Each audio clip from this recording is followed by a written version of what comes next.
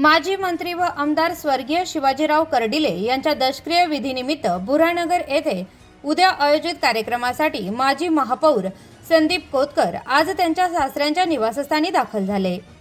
संदीप कोतकर हे स्वर्गीय कर्डिले यांचे जावई असल्याने त्यांच्या आगमनाने वातावरण क्षणभर भावनिक झाले।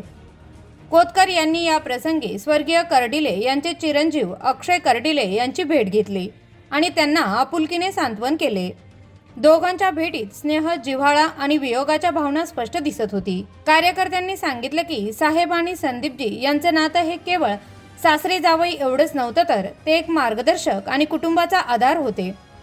या भेटीनंतर उपस्थितांच्या डोळ्यातही पाणी आले। उद्या होणाऱ्या दशक्रिय विधीनिमित्त बुऱ्हाणनगर परिसरात तयारी सुरू असून वातावरणात अजूनही दुःखाची छाया आहे। स्वर्गीय कर्डिले यांच्या कार्याची उजळणी आणि त्यांच्या स्मृतींना अभिवादन करण्यासाठी मोठ्या संख्येने नागरिक, कार्यकर्ते आणि मान्यवर उपस्थित राहणार आहेत। संदीप कोतकर यांच्या आगमनाने पुन्हा एकदा आठवणीचे दव हळूवार पसरले।